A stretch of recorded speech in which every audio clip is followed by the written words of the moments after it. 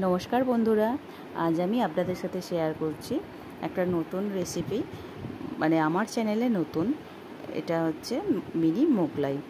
সকাল থেকে যা বৃষ্টি হচ্ছে অনবরতই হয়ে যাচ্ছে আর এই কদিন ধরে যা গরম ছিল বৃষ্টিটা হওয়ার পরে ওয়েদারটা বেশ ঠান্ডা ঠান্ডা হয়েছে, ওই জন্য বিকালের দিকে একটু মনটা চাইলো তেলে ভাজা খাওয়ার।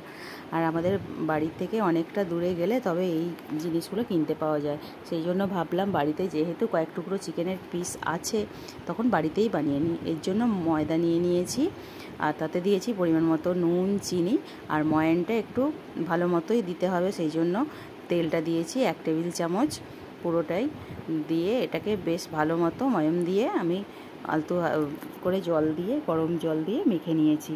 এই ডোটাকে আমি 30 মিনিটের জন্য ঢাকা দিয়ে রেখে দেব। এরপর আমি কড়াতে আরও তেল দিয়ে দিলাম, দিয়ে আমি এই জিনিসগুলো ভাজবো।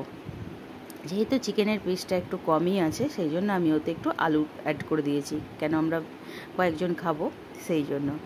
এরপর আমি আগে থেকে কেটে রাখা ডুমো ডুমো করে কেটে রাখা আলুগুলো দিয়ে দিলাম, দিয়ে এটাকে একটু ভালো মতো ভেজে নেব। বেশ কিছুক্ষণ হাতে সময়টা নিয়েই এটা ভাজতে হবে, ভাজতে ভাজতেই যেন আলুটা প্রায় অর্ধেক সেদ্ধ হয়ে যায় সেই মতো ভেজে নেব। এই যে দেখতে পাচ্ছেন লাল লাল করে ভেজে নিয়েছি, ভেজে আমি এবার তুলে নেব।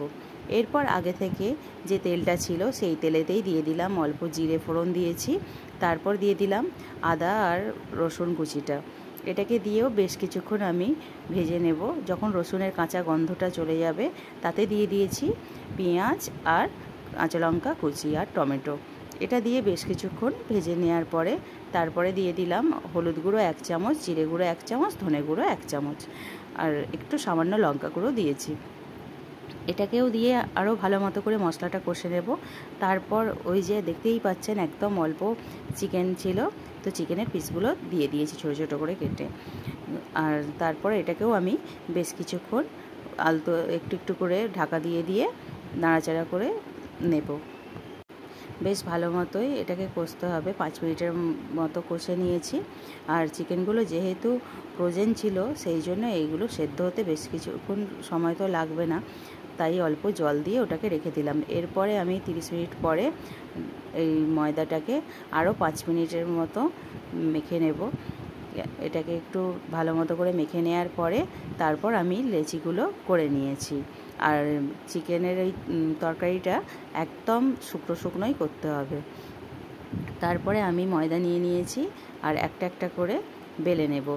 আর বেলাটা মানে মোটামুটি ভালোই পাতলা করতে হবে, মানে ট্রান্সপারেন্ট করতে হবে যেন আঙুলগুলো দেখা যায় এই পরোটার এপার ওপার।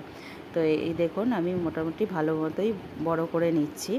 এরপর আমি ওতে দিয়ে দেব একটা বাটিতে আমি আলাদা করে 2টো ডিম ফেটিয়ে নিয়েছি আর কাঁচা লঙ্কা, পেঁয়াজ, অল্প গোলমরিচ গুঁড়ো আর নুন দিয়ে দিয়েছিলাম। ওটাকে একটু 2 চামচের মতো আমি ময়দার উপর দিয়ে দিয়েছি আর তারপর পুর দিলাম 2 চামচ আর একটু জল হাত করে নিয়ে এই মুখগুলো আমি বন্ধ করে নিয়েছি। প্রথমে 2 সাইডটা মুড়বো, তারপরে এই দিকের উপরের 2 সাইড মুড়লেই হবে। এরপর আগে থেকে যে তেলটা ছিল সেই তেলটায় একটু গরম করে নিয়েছিলাম, সেই গরম তেলটাতেই দিয়েছি। একদম ঠান্ডা তেলে দিলে তো ওটা ধরে যাবে, সেই জন্য একদম অল্প আঁচে এটাকে বেশ কিছুক্ষণ সময় নিয়ে একটু একটু করে ভেজে নিতে হবে আর একদম বেশ লাল লাল করে তুলে নিতে হবে। এই যে আমার ভাজা হয়ে গেছে, দেখে নিন মোগলাইটা। আর খুবই অল্প সময়ের মধ্যে এটা রেডি হয়ে যায় আর খেতেও খুব বেশ ভালো লাগে। গরম গরম মোগলাই সসের সঙ্গে পরিবেশন করুন। কেমন লাগলো ভিডিওটা অবশ্যই জানাবেন।